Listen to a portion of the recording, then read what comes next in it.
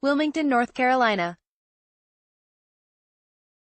AP, catastrophic flooding from Florence spread across the Carolinas on Sunday, with roads to Wilmington cut off by the epic deluge and muddy river water swamping entire neighborhoods miles inland. The risk to life is rising with the angry waters. Gov. Roy Cooper declared as the storm's death toll climbed to 17, the storm continued to crawl westward, dumping more than 30 inches 75 centimeters of rain in spots since Friday, and fears of historic flooding grew. Tens of thousands were ordered evacuated from communities along the state's steadily rising rivers, with the Cape Fear, Little River, Lumber, Waccamaw and Petey rivers all projected to burst their banks.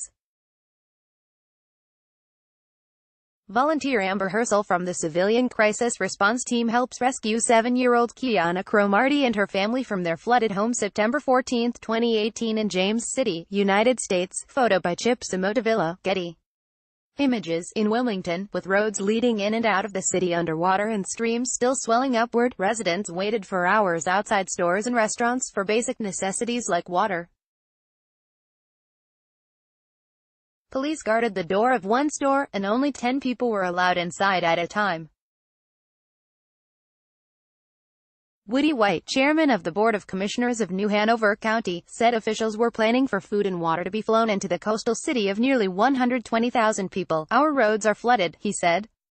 There is no access to Wilmington, about 70 miles 115 kilometers away from the coast. Residents near the Lumber River stepped from their homes directly into boats floating in their front yards. River forecasts showed the scene could be repeated in towns as far as 250 miles 400 kilometers inland as waters rise for days.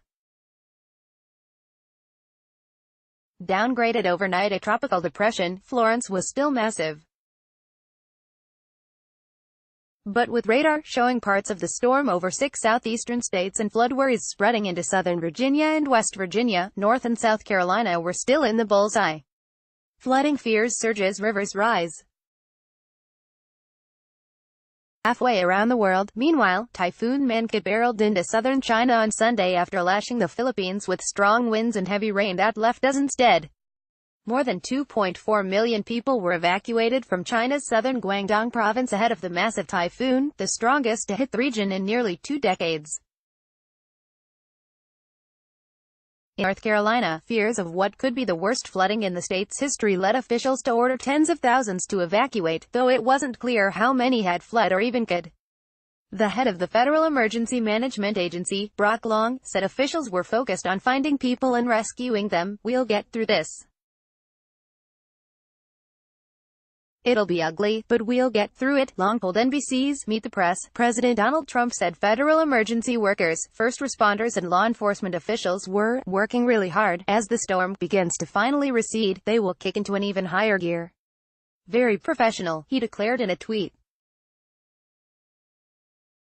The storm's death toll climbed to at least 17 when a 3-month-old child was killed when a tree fell across a mobile home in North Carolina. Earlier, officials said 3 people died in separate, weather-related traffic accidents in South Carolina.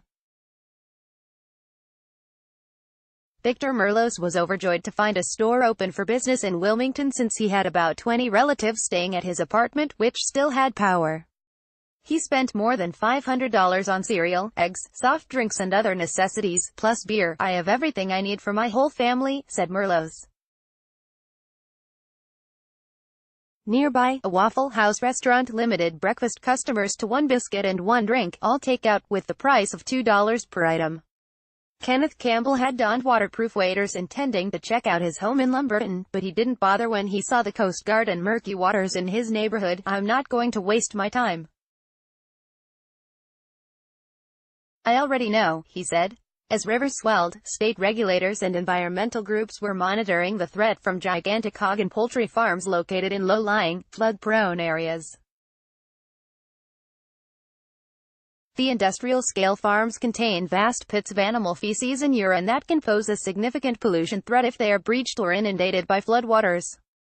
In past hurricanes, flooding at dozens of farms also left hundreds of thousands of dead hogs, chickens and other decomposing livestock bobbing in floodwaters. Stream gauges across the region showed water levels rising steadily, with forecasts calling for rivers to crest Sunday and Monday at or near record levels.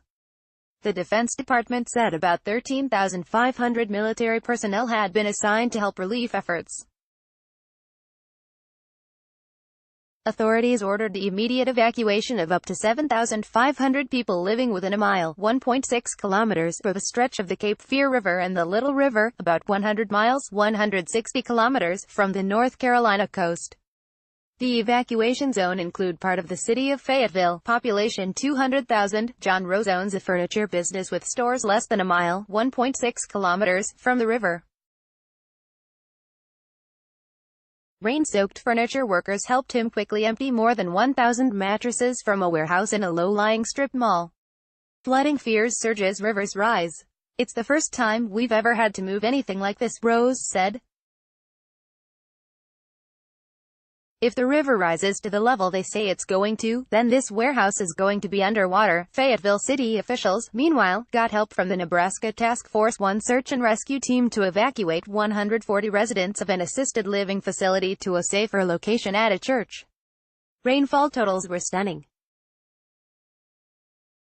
In Swansboro, North Carolina, nearly 34 inches (85 centimeters) of rain had fallen by Sunday afternoon, and 20 other places in North Carolina had at least 20 inches, according to the National Weather Service. Another 30 sites in Northern Carolina had at least 10 inches (25 centimeters). Water on the Cape Fear River near Chinquapin got so high that electronic instruments used to monitor flooding quit working after it became submerged, the U.S. Geological Survey said. The same thing happened on the Trent River. Still, there was some good news. Power outages in the Carolinas and Virginia were down to about 580,000 homes and businesses after reaching a high of about 910,000 as the hurricane plowed into the coast. Utilities said some outages could last for weeks. In Goldsboro, North Carolina, home of Seymour Johnson Air Force Base, roads that frequently flood were already closed Saturday by rushing water. Dozens of electric repair trucks massed to respond to damage expected to hit central North Carolina as rainwater collected into rivers headed to the coast. Duke Energy said heavy rains caused a slope to collapse at a coal ash landfill at a closed power station outside Wilmington late Saturday, but there was no indication contamination had drained into the nearby Cape Fear River. The company initially estimated that about 2,000 cubic yards, 1,530 cubic meters, of ash were displaced at the landfill, enough to fill about 180 dump trucks. Sheehan said that estimate could be revised. Near the flooded-out town of New Bern, where about 455 people had to be rescued from the swirling flood waters, water completely surrounded churches, businesses and homes. In the neighboring town of Trenton, downtown streets were turned to creeks full of brown water. The rain was unrelenting in Cheraw, a town of about 6,000 people in northeastern South Carolina. Streets flooded and Police Chief Keith Thomas warned people not to drive, but the local food and gas store had customers. "As you can tell, they're not listening to me," he said. "What others are clicking on, greater than more stories."